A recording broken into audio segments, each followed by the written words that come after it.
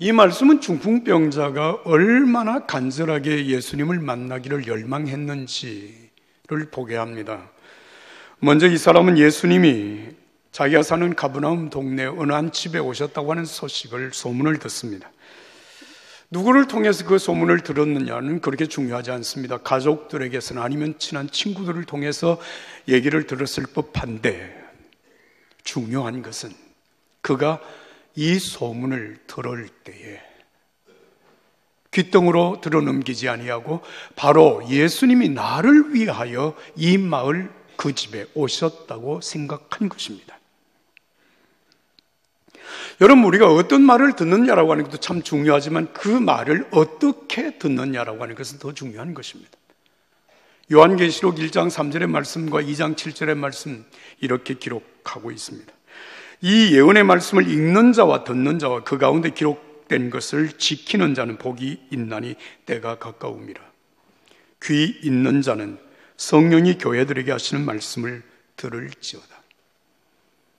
여러분들에게 들려지는 말씀을 하나님의 말씀으로 들을 수 있는 귀가 열려질 수 있기를 예수님의 이름으로 축복합니다. 오늘 우리가 사는 이 시대는 참 여러 가지로 편리한 시대가 되었습니다. 내가 원하기만 하면 언제 어디에서든지 내가 원하는 말씀을 들을 수 있는 때가 되었습니다.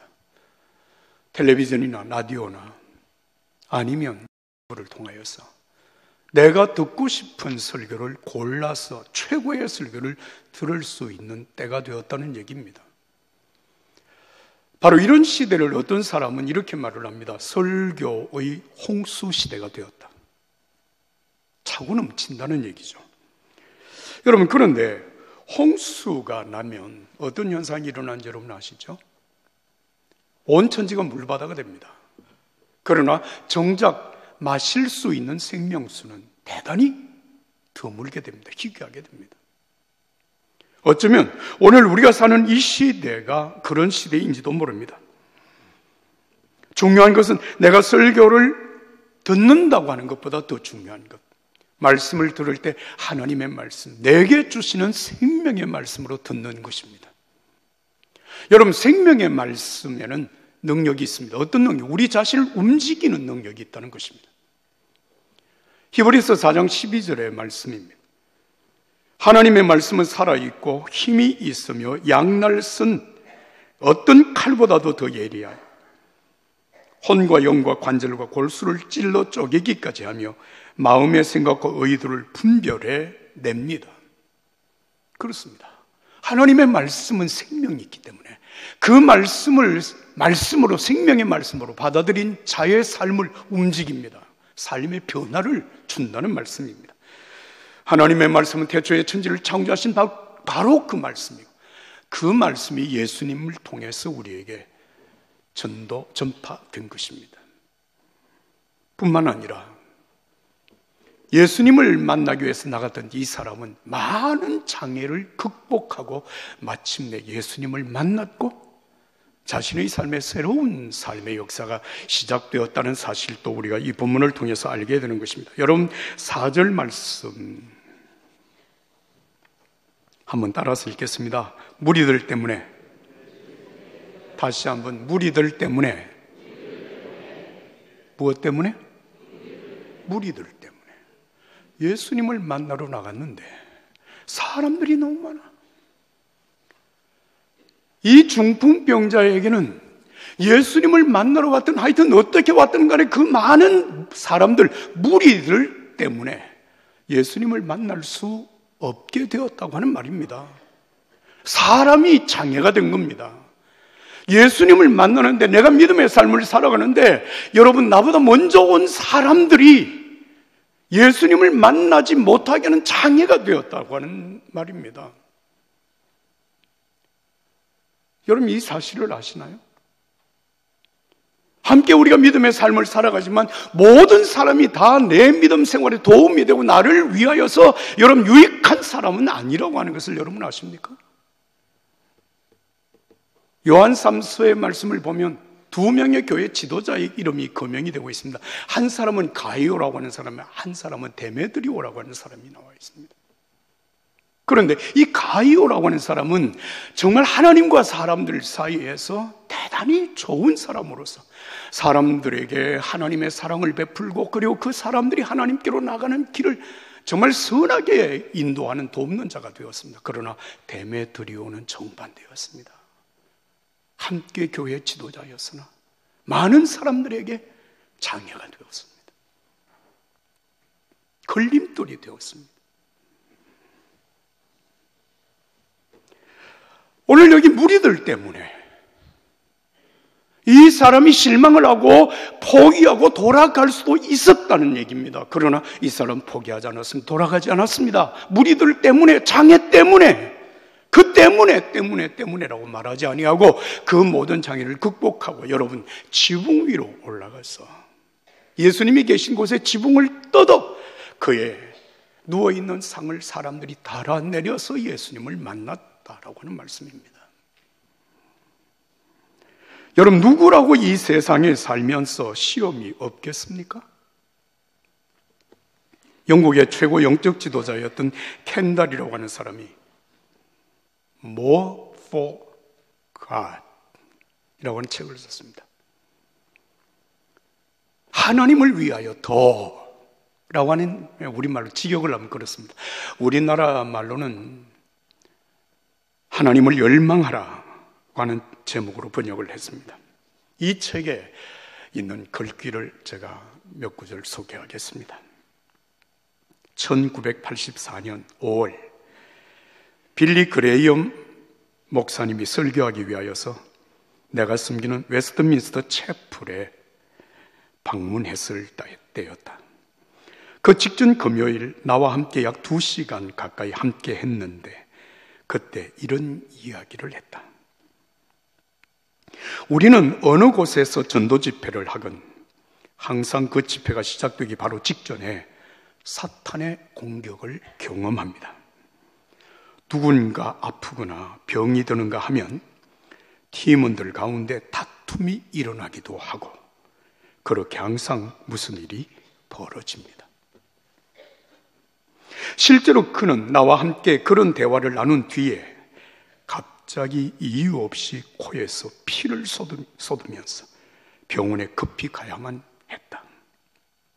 결국 병원 침대에 누워있다가 바로 웨스트민스터 채플로 설교하러 와야 했는데 설교 중간에 혹시 코피를 쏟을지 몰라서 휴지 상자를 들고 들어왔다. 우리 교회에서 설교했기 때문만이 아니라 몇 주 동안 이어지는 영국 선교 관련 회의가 그날 저녁 우리 교회에서 시작될 예정이었기 때문에 그는 자신이 공격을 받고 있다고 느꼈다.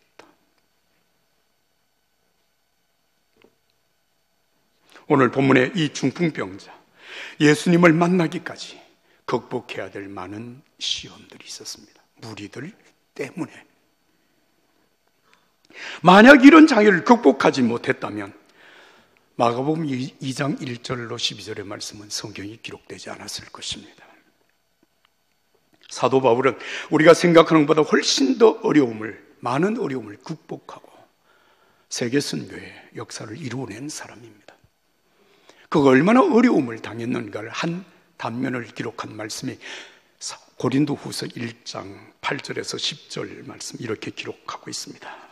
형제들아, 우리가 아시아에서 당한 환난을 너희가 모르기를 원하지 아니하노니 힘에 겹도록 심한 고난을 당하며 살 소망까지 끊어지고 우리는 우리 자신이 사형 선고를 받은 줄 알았으니 이는 우리로 자기를 의지하지 말고 오직 죽은 자를 다시 살리시는 하나님만 의지하게 하려 하심이라. 그가 이같이 큰 사망에서 우리를 건지셨고 또 건지실 것이며 이후에도 건지시기를 그에게 바라노라. 할렐루야. 세계적으로 존경받는 신약성서 학자가 이 본문을 가지고 이런 글을 썼습니다. 바울이 시험 당하기 이전에 쓴 글들과 이 시험을 겪고 난 후 쓴 글 사이에는 분명한 차이점이 있습니다. 고린도후서 1장 8절에 10절에 이 경험 말입니다. 그것은 바로 그의 영성이 더욱 풍성해졌다는 것입니다. 시험은 그가 그 어느 때보다 하나님을 더욱 신뢰하게 했습니다. 여러분이 시험을 기쁨으로 대체해야 될 또 다른 이유가 있다면 예수님의 제자로 살고자 할 때 시험은 큰 능력을 경험하는 통로가 된다는 것입니다. 여러분, 2018년도 1월 23일 일자를 혹시 기억하고 계시나요? 우리가 모두 그 날을 살았습니다. 작년 1월 23일 말입니다. 그 날을 저와 우리 교회 여호수아 청년부들은 결코 잊을 수 없는 날로 기억하고 있습니다. 네팔 단기 선교를 갔던 청년 박진아 자매가 현장에서 순직한 날입니다. 작년 1년 동안 저는 매월 첫째 주일 청년부 설교를 해왔습니다만은 그 첫 번째 주일 설교가 저에게는 무척 어려웠습니다. 청년들이 예배하는 오후 3시 이 자리에 들어오게 되면 진아자매의 얼굴이 바로 제 눈앞에 나타나곤 했습니다.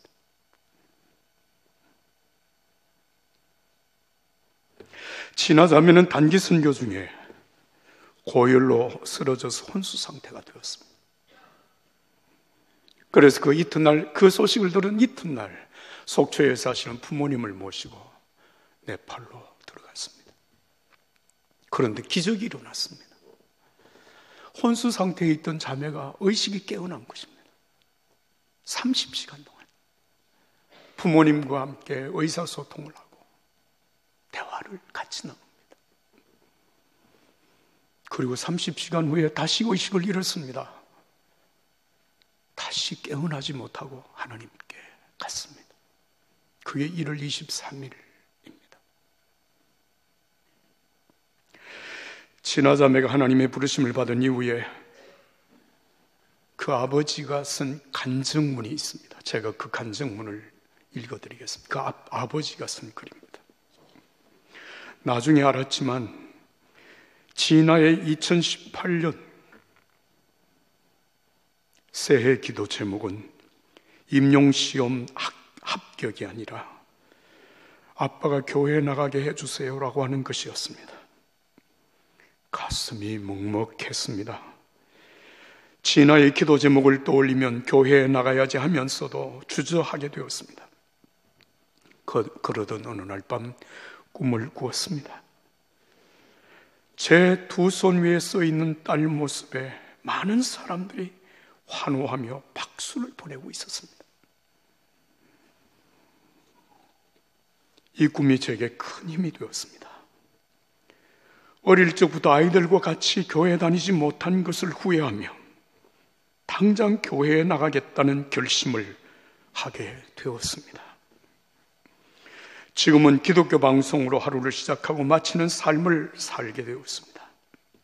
앞으로도 성경 말씀 계속 듣고 보고 읽어가면서 계속 예수님을 알아가는 성도가 되겠습니다. 이 모든 일이 주님의 은혜입니다. 감사합니다. 진아자매 2018년 송구영신 예배 때 하나님께 올려드린 새해 소원 기도 제목은 그렇게 응답되었습니다.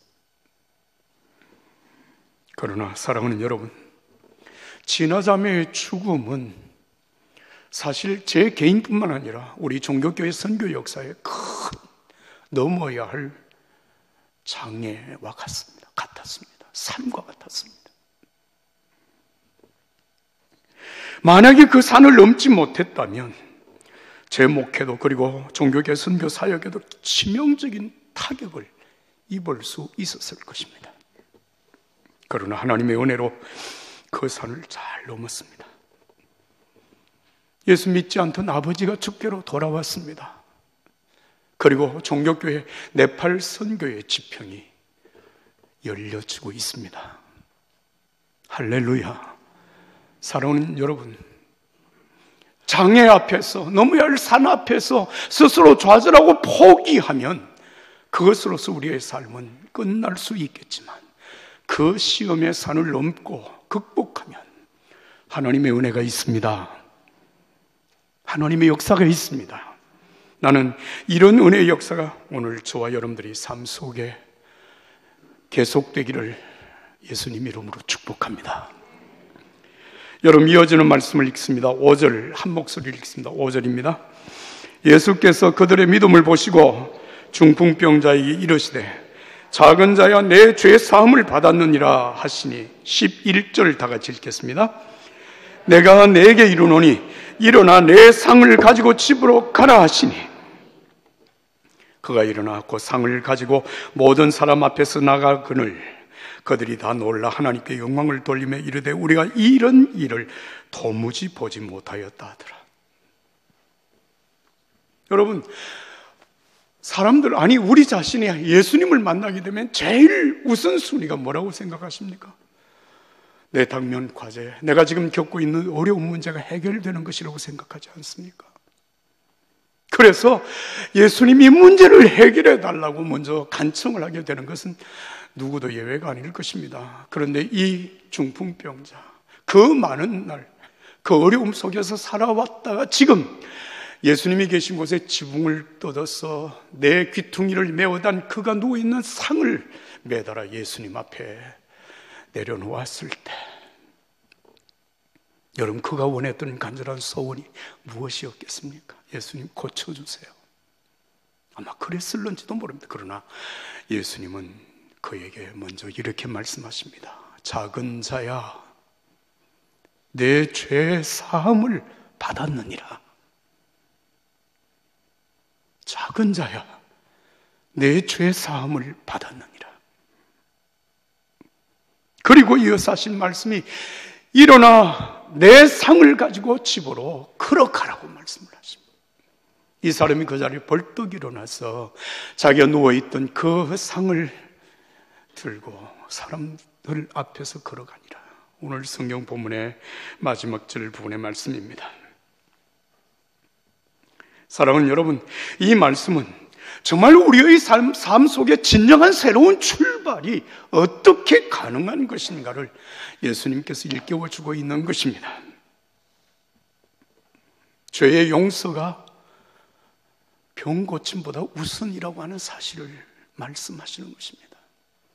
여러분, 9절의 말씀 한번 같이 읽겠습니다. 9절 다 같이 읽습니다.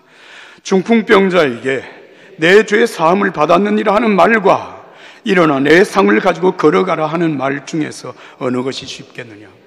여러분, 어느 게 쉽습니까? 죄의 사함을 받았다는 것이 쉽습니까? 아니면 내 상을 가지고 걸어가라고 하는 말이 쉽습니까? 네. 여러분, 사람들에게는 둘 다 어렵지만 하나님께는 모든 것이 가능하다고 사람들은 생각합니다. 맞습니다. 그러나 여러분 분명히 아십시오. 중풍병은 모든 사람에게 완전히 고칠 수 없는 불치의 병만은 아닙니다. 사람이 할 수 있다는 얘기입니다.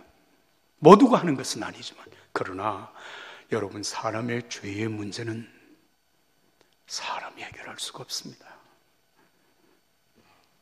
7절의 말씀대로 오직 하나님 한 분 외에 누가 능히 죄를 사하겠느냐? 옳은 말씀입니다.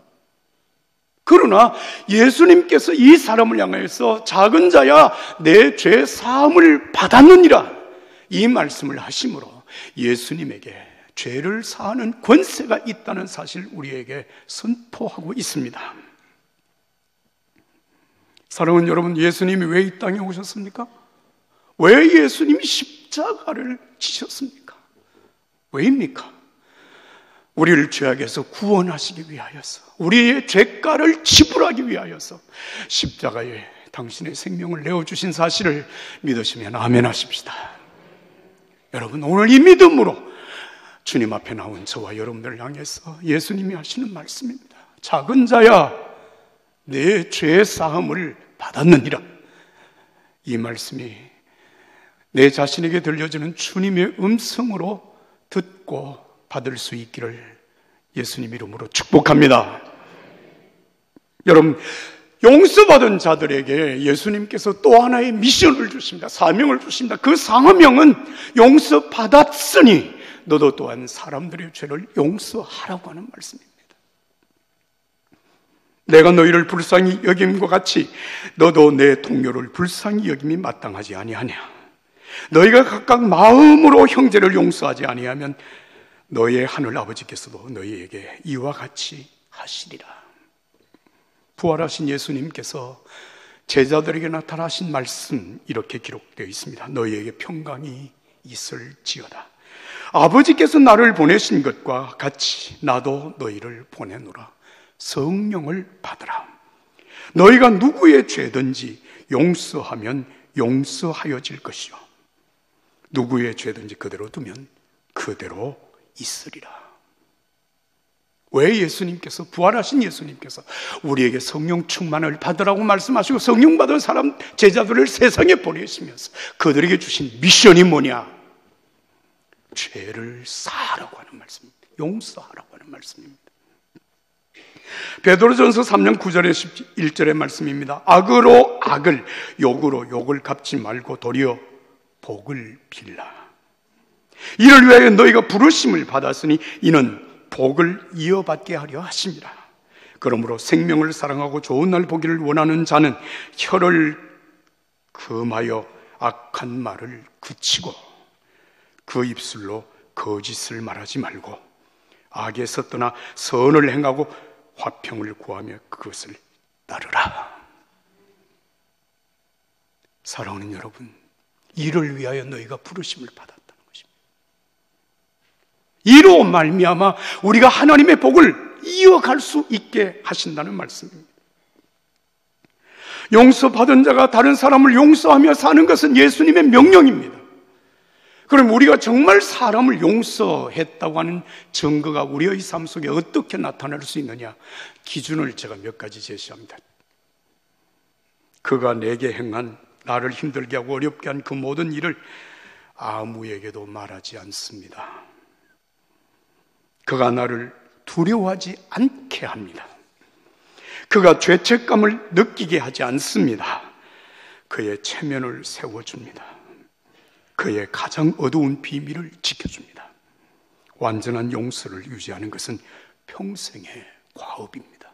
그리고 그를 진심으로 축복합니다. 이것이 용서한 사람의 증거입니다. 예수님 마태복음 5장 44절 이하에 말씀하십니다. 나는 너희에게 이르노니 너희 원수를 사랑하며 너희를 박해하는 자를 위하여 기도하라. 이같이 한즉 하늘에 계신 너희 아버지의 아들이 되리니 이는 하나님이 그 해를 악인과 선인에게 비추시며 비를 의로운 자와 불의한 자에게 내려주심이라. 너희가 너희를 사랑하는 자를 사랑하면 무슨 상이 있으리요? 세리도 이같이 아니하느냐. 이같이 한즉 하늘에 계신 너희 아버지의 아들이 되리라. 사랑하는 여러분, 예수님은 그들의 믿음을 보시고 중풍병자에게 말씀하셨습니다. 작은 자야, 내 죄 사함을 받았느니라. 죄의 문제가 해결되지 아니하고 내 삶의 모든 문제가 해결되어졌다고 할지라도 여러분, 새로운 삶은 시작되지 않습니다. 다시 원점으로 돌아갈 가능성이 많습니다. 왜냐하면 죄는 하나님과 우리 사이를 가로막는 장벽이기 때문에 그렇습니다. 예수님은 이 장벽을 십자가로 허시고 예수님으로 말미암아 하나님과 우리 사이를 소통하게 하시고 그 하나님의 은혜 가운데 살게 하셨습니다. 이 은혜가 오늘 여러분들에게 있기를 예수님의 이름으로 축복합니다.